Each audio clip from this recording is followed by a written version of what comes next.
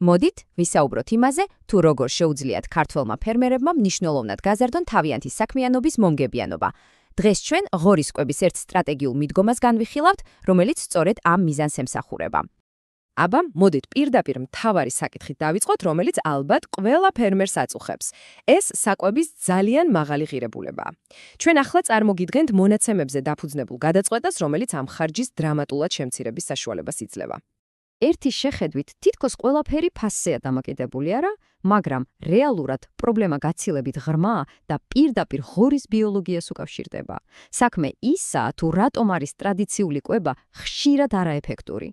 აი მაგალითად ძროხას რო შევადაროთ, ღორს სულ სხვანაირი საჭმელის მომნელებელი სისტემა აქვს. მას ერთკამერიანი, ანუ მონოგასტრიკული კუჭი აქვს, რაც იმას ნიშნავს, რომ მას არ შეუძლია ეფექტურად დაშალოს მთლიანი მარცვლეულის კვრივი ბოჭკოვანი კომპონენტები.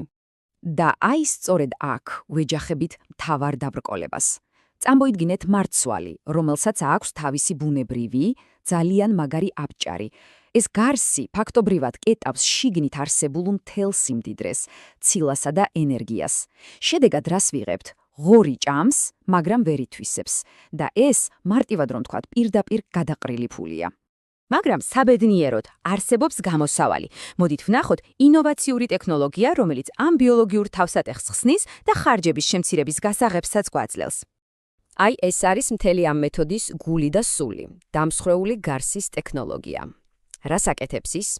სპეციალური წისქვილის, ეწოდებული Hammer Mills მეშვეობით, ეს ტექნოლოგია ფიზიკურად ამსხვრევს მარცვლის იმ შეუღწევად გარს, ანუ მთლიანი დაცული მარცვლიდან ვიღებთ ისეთ ფორმას, რომელიც უკვე მზადაა ასათვისებლად.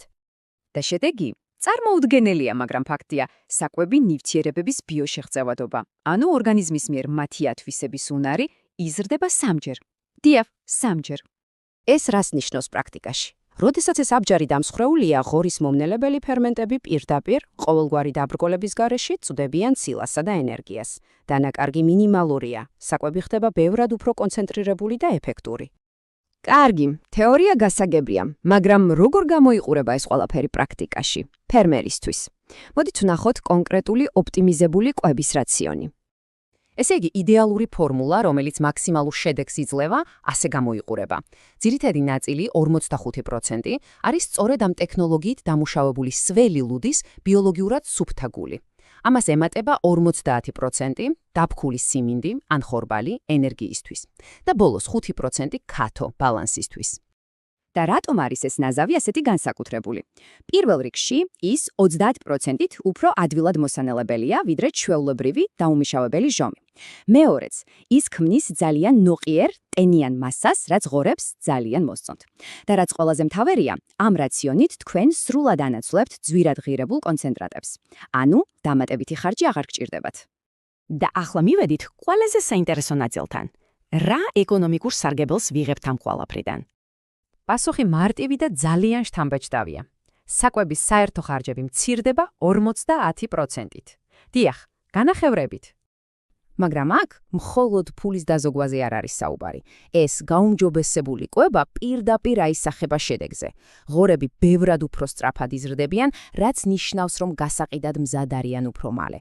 და ამასთანავე, ხორცის ხარისხიც შესამჩნევად უმჯობესდება. ვიღებთ უკეთეს ბალანს ხორცსა და კონს შორის. ანუ ფაქტობრივად, პროდუქტი, რომელიც აქამდე მეორადად ითვლებოდა, ფერმის მთავარ ეკონომიკურ ძრავად იქცევა. როგორც თავად ამ მეთოდოლოგიის ავტორები ამბობენ, მათი მიდგომა საკვები ნივთიერებების მაქსიმალურ გამოთავისუფლებას ემყარება. და ეს არ არის უბრალოდ საკვები, ეს არის ფერმის ეკონომიკური ეფექტურობის გარანტია.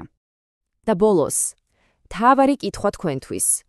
მზად არის თუ არა თქვენი ფერმა გადავიდეს ეფექტურობის სრულიად ახალ დონეზე და მიიღოს ის შედეგები, რაზეც ახლა ვისაუბრეთ.